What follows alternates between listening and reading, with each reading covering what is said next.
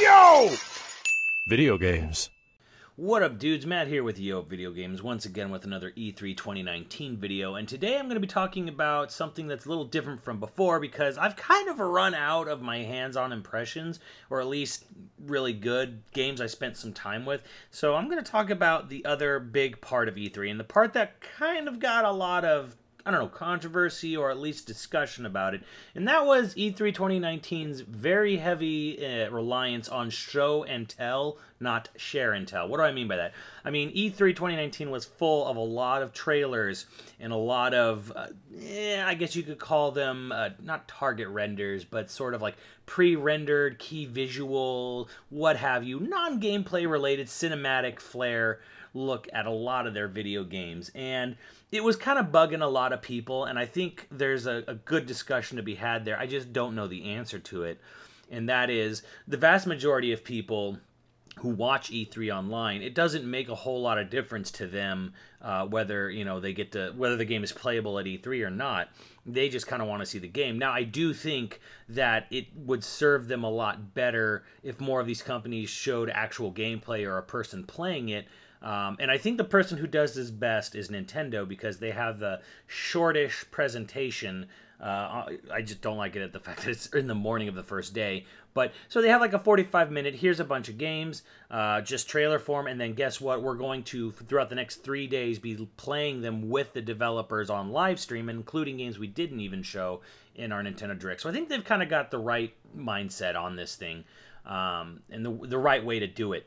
But then again, nobody really ever follows Nintendo because Nintendo goes to the beat of its own drum. However, in this one particular case, I do think Nintendo's nailed the show floor presentation, especially for people who can't go. Now, on the other hand, there's a lot of people who are paying for E3, like $275 from what I heard thrown around for the gamer badge, and it's kind of sucks that so many of the games that are announced are not playable, and so many games that are shown are just shown, not playable, like Watch Dogs, Cyberpunk.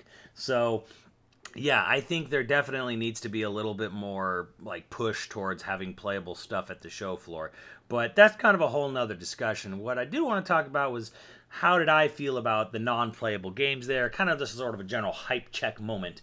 And kind of what started off like E3 proper was not really Google Stadia, although they probably wish want you to believe that. But more of it was Microsoft. That was kind of like the big first conference, and yeah, they kind of got some heat for a whole lot of non-gameplay related showings of a lot of their titles. And I think some of them were justified for being just cinematic, and I think some of them were kind of strange. What I mean by this is, like, right off the bat, one of the earliest titles they showed was Ori and the Will of the Wisps. Now, that game was playable last year. I didn't get to play it, but, Max's wife played it. She did say it was a little framey, like it was a little, unstable as far as that goes.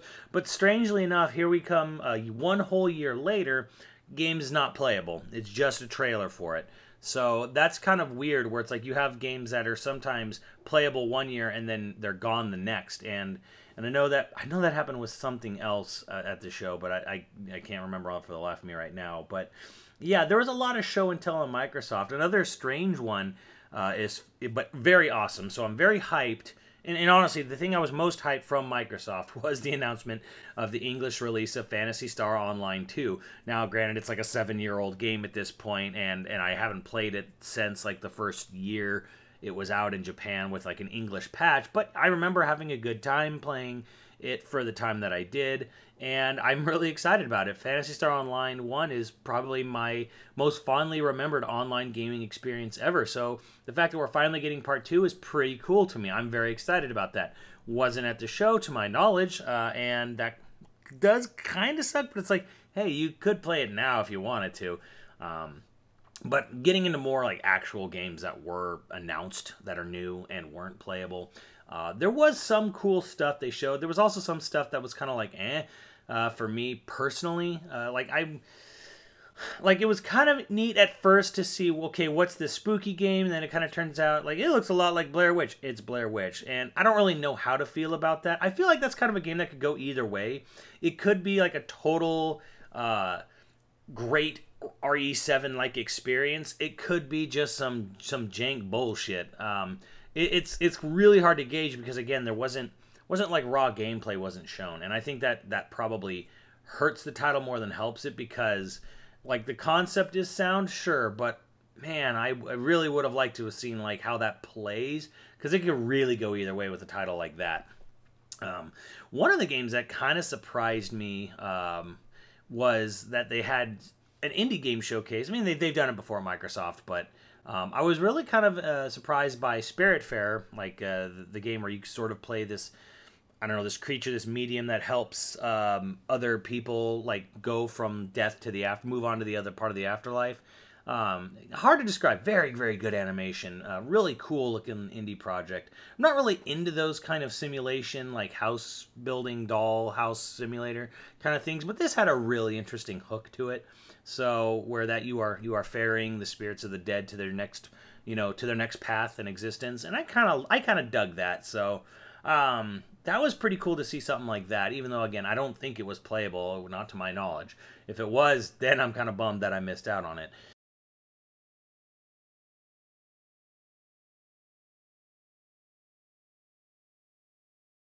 The other big one, and of course they ended off with the big cinematic, was for Halo Infinite. I feel this is okay. They did show it last year, and I think last year might have been a mistake to announce Halo Infinite. But yeah, I think it's okay when you're just showing a cinematic for Halo Infinite now because you've set the precedent, like, this is a launch title for the new Xbox. I think they might have even implied it was cross-gen. But either way, it's still one of those things where it's like, okay, we're going to have a new system next holiday, and it's going to launch with a big Halo game. Here's a cinematic teaser for it. I think that's fine, because it's very obvious, like, next year at next E3, we're going to have the big gameplay reveal, 5 months before launch. That makes sense to me. I think that was fine for that. So my hype check for Halo Infinite is like, it's pretty low. It's like a 5 because I don't really like Halo. I think they're fine. They're always been fun, quality titles. But, I really, in my life, I'm not a giant first-person shooter fan. That's definitely more of Andrew's forte.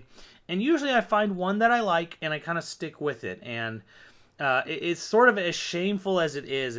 I've played less and less over the years. But, like, in 2007, I discovered Call of Duty Modern Warfare.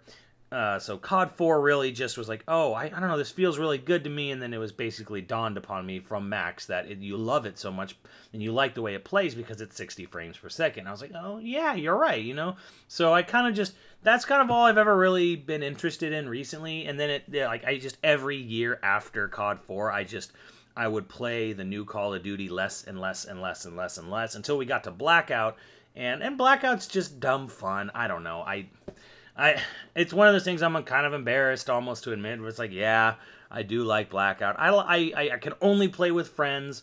I can only play in teams. I can only do it under like certain circumstances. So it's very, very circumstantial there for me. I'm not really a huge fan of Halo's storyline or anything. So yeah. But I gotta say, one of the things that I was honestly most intrigued about, where it's like my hype level is very, very intrigued, like an 8 or something, but I'm also highly disappointed. Probably one of my biggest disappointments of the show was the title called Gods and Monsters from Ubisoft. This big Greek-inspired Breath of the Wild ripoff game that they're doing. And what bums me out so much is that the game comes out in February, yet it had nothing but a quick teaser at the show floor. And they spent, 30 minutes on, Assassin Grandma and Watch Dogs Legions, which comes out a month after Gods and Monsters. And I get it. Watch Dogs is an established brand. It is a known entity. You're obviously going to want to highlight things people know about and are excited about and go, I know what that is. I get it, but I still feel like we could have cut out definitely a lot of other shit from Ubisoft's press conference and shown actual gameplay of Gods and Monsters, especially if the game is coming out in February before like some of these other big titles. So it's a very bizarre thing to me that they were holding back on that game. It makes me feel that it's not going to make that release date.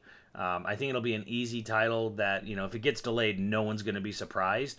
Or it could come out and could just be like totally like unfinished, unready. It'd be a total Assassin's Creed Unity situation, which would really suck, but I'm kind of intrigued. I want to see what they do with it. I want to see what Ubisoft does trying to tackle this Breath of the Wild look and aesthetic and maybe even gameplay. It's made by the Assassin's Creed Odyssey team. Everyone seems to like Assassin's Creed Odyssey. Apparently, it's the greatest thing ever. So, yeah, I don't know. I'm intrigued, but I also am like kind of nervous that it's not going to make that release date, and I really wish we would have saw more. But speaking of Breath of the Wild, we did get a very quick teaser to Breath of the Wild 2. It doesn't have a name. I'm just calling it that because they've confirmed it's the same Hyrule, which means it's probably the same map, but with changes and alterations made to it.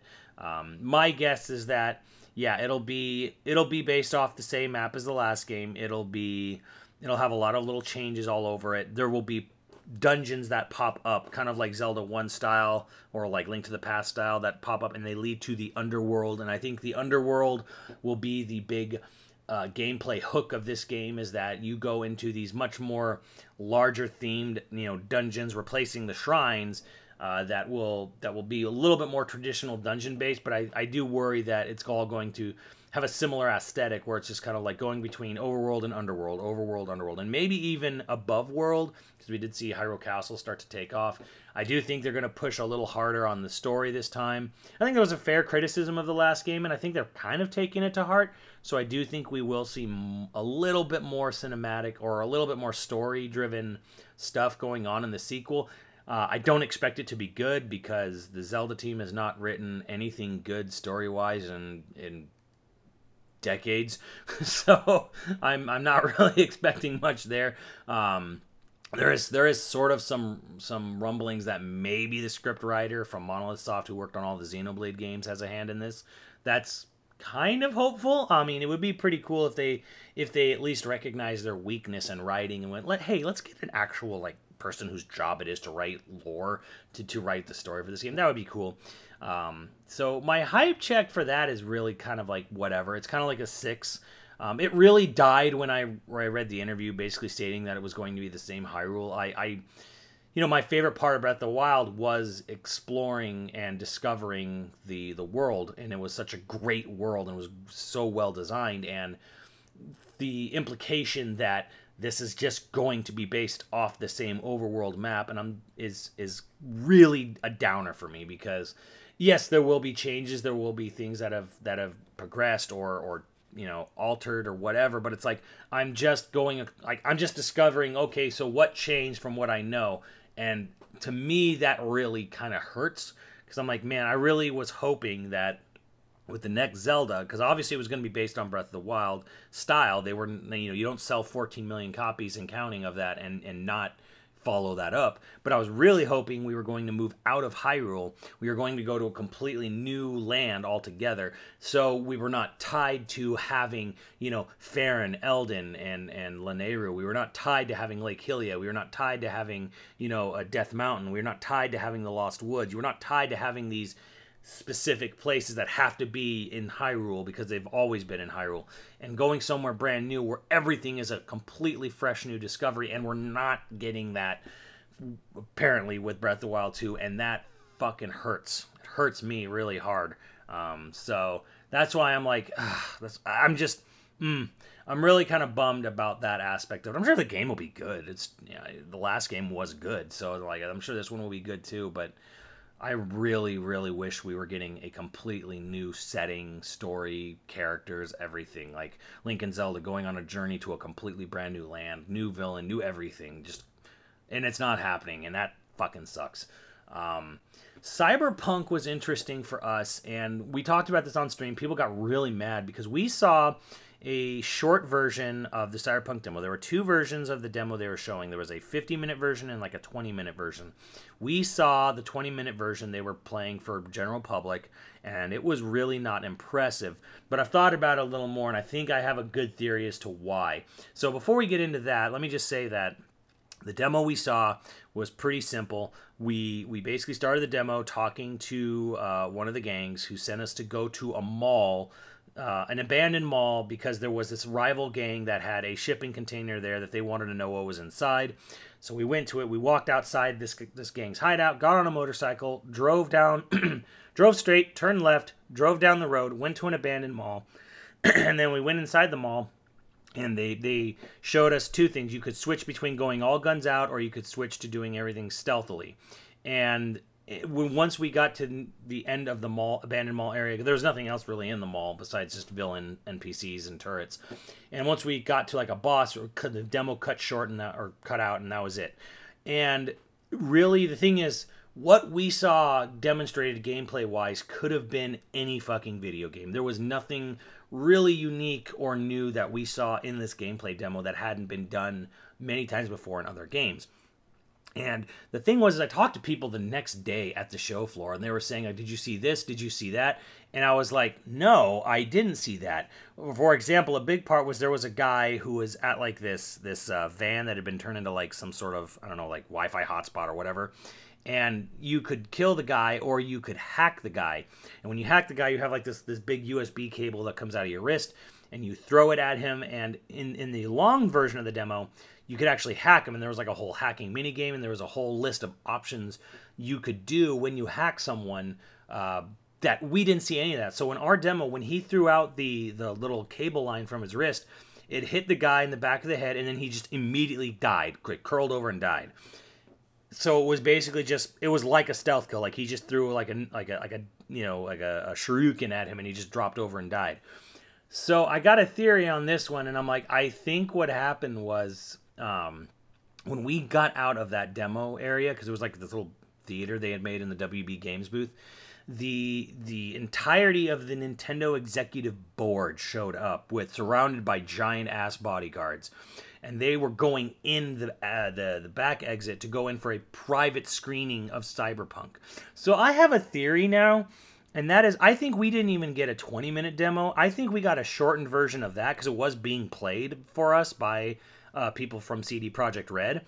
I think we got a very, very, very chopped down demo, because they had the Nintendo board coming in to watch the game. They had an appointment right after us in the same room, and they needed to get us out of there very fast, because they had a very tight schedule to keep for showing this game off to the current president of Nintendo and other people like Takashi Tezuka and other board members. So I'm like, I got this theory that we didn't even see the full version of the short demo. We saw a chopped down version of that, where they basically showed us the bare essentials of, this is the game, this is what you can do. You can be shooty shoot, you can be stealthy hacky, and good night. So I'm starting to think that that's what happened, because the demo that was released late summer, early fall last year was just so much better and more impressive, and had so much more going on in it, that what we saw just felt so weird that a year later we're watching something that feels so short and so basic and simple as far as mechanics and gameplay goes. So I've got a theory that what we saw wasn't even the full short version. It was a chopped up version that they had to speed through, because Nintendo execs were coming in for a private meeting, or private screening, I should say. So I'm still excited for Cyberpunk, and I'm still very interested in checking it out when it comes out. So it's like, I'm still very excited for the game. We did not get a good showing when we went in and saw it ourselves. For what we saw, it was not that impressive, and I'm starting to think there were multiple factors as to why that was. But speaking of Cyberpunk, probably the biggest hype check game for me was, again, Astral Chain. Now, it wasn't playable at the show floor. That's probably my biggest disappointment of E3. But what we did see in the Nintendo Treehouse was pretty effing awesome. So I didn't get to check this out until after the show, and I got to go back and watch their live gameplay demonstrations. And this game just looks rad as all hell. This is throwback to 90s anime hard. They said it was very inspired by Ghost in the Shell, Appleseed, and it shows. And yeah, I mean, it's super good. Like the transforming baton into a gun, like the dodging mechanics, parrying mechanics are like perfect blocking. The stuff that they took shit from Metal Gear Rising with the chopping, and the ripping the hearts out of the cores out of the enemies, and all the stuff in the game. It's just, it looks so good. It's pretty cool that you can customize the characters because you play as a set of twins and you get to choose if you want to be the male or the female, and then you get, from there you can actually completely customize, you know, their look, you know, hairstyle, eye color, skin tone, all that stuff. And it's so cool like that you can actually do that. The game looks rad. It just looks oozing with personality and flair, and I can't wait to play it. Sad that we don't get a collector's edition in America because Nintendo of America sucks. But, you know, well, still going to pick up that game, and I'm still looking forward to it a lot. Like, my hype check for that game is like 9 right now. So, as far as the non-playables go, I would absolutely say Astral Chain was like the most exciting thing I saw from E3 this year that was not playable. And of things that were playable, Final Fantasy VII was the best thing I played. So that's kind of where I was at E3 2019. To wrap it all up, most excited about, you know, Astral Chain. That, you know, most excited to play again is Final Fantasy VII Remake. And then I've got like some intrigue going on there with Gods and Monsters and honestly Tales of Arise. And there's other games too that I'm very excited about. I'm sure will be good. I didn't get to play like Ori, Will of the Wisps, and Phantasy Star Online 2. I'm very excited for them. I'm sure they're great. I have no worries about them, and I'm intrigued by Gods and Monsters. So that is my E3 2019 show and tell hype check impressions right there. So let me know what you guys think of the games you only got to see at E3, and I will see you on the channel later, dudes.